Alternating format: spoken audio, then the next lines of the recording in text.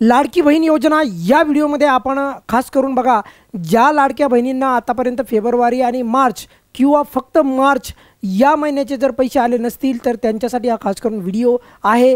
म्हणजे तुम्हाला याच्यातलं एक ना एक तरी कारण तुमचं जे जर तुम्हाला आतापर्यंत पैसे आले नसतील तर नक्की त्याच्यातलं एक तरी कारण निघणार आहे। त्यामुळे मी या व्हिडिओमध्ये जर समजा तुम्हाला पैसे आले नसतील तर नक्की तुम्हाला जे आहे तुमचं कारण कळेल की तुम्हाला कोणत्या कारणामुळे तुम्हाला पैसे येत नाहीत किंवा पैसे येणं बंद झालेलं आहे। सर्वात महत्त्वाचं म्हणजे आज ही 15 मार्च रोजी पण वितरण चालू आहे। आज ही बऱ्याचशा लाडक्या बहिणींना वितरण झालेलं आहे, 7व्या हप्त्याच्या बाबतीत सांगतो आहे। आता खूप महत्त्वाचं बघा की जर तुम्हाला पैसे येणे बंद झाले असेल तर यामधील एक तरी कारण असू शकते। आता कारण कोणते कोणते आहेत मी तुम्हाला एकदम ऑथेंटिक माहिती सांगायला या व्हिडिओमध्ये।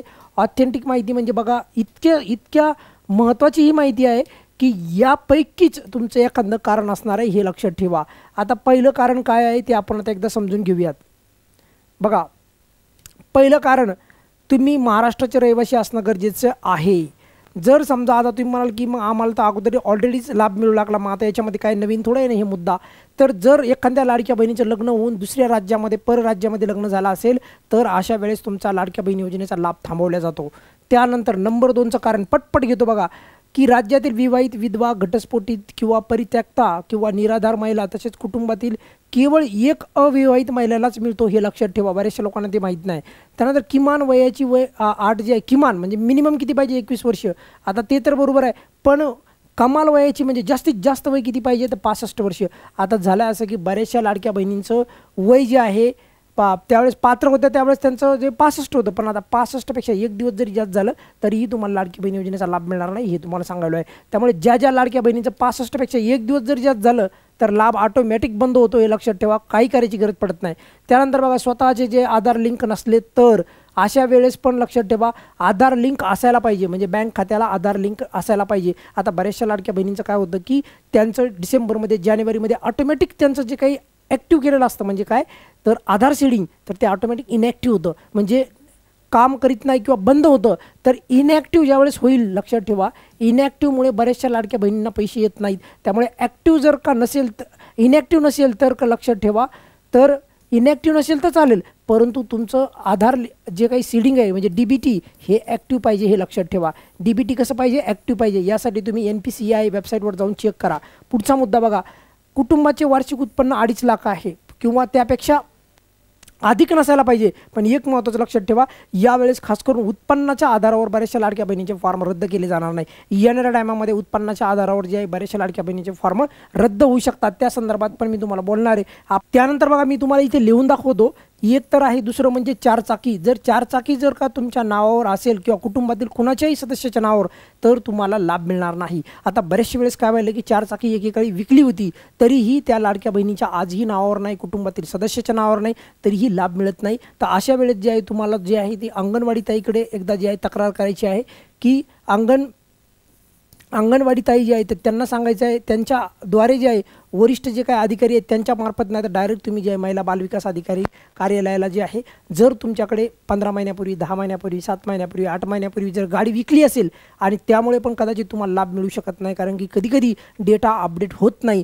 त्यामुळे बऱ्याचशा लाडक्या बहिणी गाडी नसून पण त्यांना जे लाभापासून दूर राहणं लागायला आहे, हे लक्षात ठेवा। हे तुम्हाला कोणी सांगणार नाही। त्यानंतर आणखी एक महत्त्वाचा मुद्दा आहे बघा, तो म्हणजे हे यानंतर जे आणखी एक महत्त्वाचा मुद्दा आहे तो म्हणजे काय बघा की तुमची जी DBT आहे तर ती DBT ही इनॅक्टिव्ह असणे। आणि यानंतर एक महत्त्वाचा मुद्दा आहे तो म्हणजे काय बँकिंगच्या संदर्भात, तो म्हणजे जर का तुमची बँक बदलली असेल तर कधी काय होतं, बँक बदलल्यामुळे बऱ्याचशा लोकांना येतात पैसे, पण काही लोकांना पैसे येत नाहीत। ते ट्रान्सफर केल्यामुळे म्हणजे पहिली ह्या बँकेमध्ये होते आता दुसऱ्या बँकेमध्ये गेल्यामुळे पण बऱ्याचशा लाभार्थ्यांना पैसे येत नाहीत। अशा प्रकारे लक्षात ठेवा, या व्हिडिओमध्ये तुम्हाला इतके महत्त्वाचे काही कारणं सांगितलेली आहेत। मी परत सांगतो आहे, महाराष्ट्राची रहिवासी असणं अत्यंत गरजेचं आहे। त्यानंतर सांगतोय बघा की वयाची 65 वर्षे जर का उलटली असेल तर तुम्हाला मिळणार नाही। मग आता तुम्हाला असं वाटत असेल की कोणत्याही महिन्यामध्ये तुम्ही फेब्रुवारीमध्ये तुमचे 65 उलटू शकतात, कारण की जी लाडकी बहीण या योजनेची लाभार्थी व्यक्ती होती तर त्या लाडक्या बहिणीचे जर समजा दुर्दैवाने जर 65पेक्षा वर जास्त वय झालं तर त्यांना पैसे मिळणार नाहीत, हे तुम्ही लक्षात घेणं गरजेचं आहे। त्यानंतर बघा की ज्यांचं जे काही हे आहे म्हणजे आधार लिंक जे आहे तर ते नसणं हे देखील एक कारण ठरलेलं आहे. त्यामुळे पण बऱ्याचशा लाडक्या बहिणींना जे आहे या मार्चच्या आणि फेब्रुवारीच्या टप्प्यापासून दूर राहायला लागलेला आहे. राहिला मुद्दा ज्यांना आतापर्यंत पण जे आहे फेब्रुवारीचे आणि मार्चचे, खास करून मार्चचे जर पैसे आले नसतील आणि फेब्रुवारीचे आले असतील तर आणखी पण मला असं वाटतं उद्या पण वितरण चालू राहील. आज तर वितरण चालू होतं, त्यामुळे उद्या पण पाहूयात. आणखी पण ऑथेंटिक आदित्यताई तटकरे यांनी जे आहे ऑफिशियली माहिती दिली नाही की वितरण थांबलं आहे म्हणून, त्यामुळे वितरण सध्या चालू आहे ना, आज काही लोकांना मिळालेले आहेत, त्यामध्ये पण काही शंका नाही. त्यामुळे बघा आपण उद्या पण काही लोकांना मिळतील अशी अपेक्षा करूयात. जर समजा तुम्हाला पैसे मिळाले नसतील तर तुम्ही पण सांगायचं आहे तुमची जी DBT ॲक्टिव्ह आहे का, त्यानंतर तुम्ही काही फॉर्ममध्ये बदल केलेला आहे का, म्हणजे जसं की नावामध्ये बदल, बँकिंग अकाउंटमध्ये बदल किंवा इतर काही चेंज केलेला आहे का. तो चेंज व्हायला, अपडेट व्हायला वेळ लागतो, त्यामुळे पण कदाचित कधी एखाद्या वेळेस तुम्हाला पैसे येत नाही. समजा तुम्ही जानेवारीमध्ये केला असेल तर फेब्रुवारीमध्ये अपडेट होतो, कधी फेब्रुवारीमध्ये केला असेल तर मार्च महिना आणि फेब्रुवारीचा महिना दोन्ही पण तुम्हाला भेटणार नाहीत, अशी पण कंडिशन उद्भवू शकते. त्यामुळे तुम्ही चेंज केला आहे का काही तुमच्या फॉर्मच्या नुसार तुमच्या बँक अकाउंटच्या माहितीमध्ये किंवा तुमच्या नावामध्ये, हेही मला सांगा. सोबत तुमच्याकडे 4 चाकी होती का आणि आता नाही तर कधी विकली आहे हेही सांगा. कदाचित तोही डेटा जो आहे अपडेट झाला नाही असं मला दिसतं आहे. त्यानंतर बघा बरेचशा काही अशा गोष्टी आहेत तुम्ही पण जे आहे तुम्हाला पण माहीत असतं की कोणते कारण असू शकतं, आणि समजा जर तुम्हाला माहीतच नसेल की संपूर्ण तुम्ही हमीपत्रानुसार सर्व क्लिअर आहे तर लक्षात ठेवा तुम्ही DBT इनॅक्टिव्ह झाली का एवढे चेक करा एकदा, कदाचित तिथे तुमचा प्रश्न तुम्हाला मिळू शकतो. तुर्तास या व्हिडिओमध्ये इथेच थांबूयात. काही अडचण असेल तर मला नक्की व्हिडिओच्या खाली विचारा, कमेंट्समध्ये नक्की उत्तर देईल. धन्यवाद.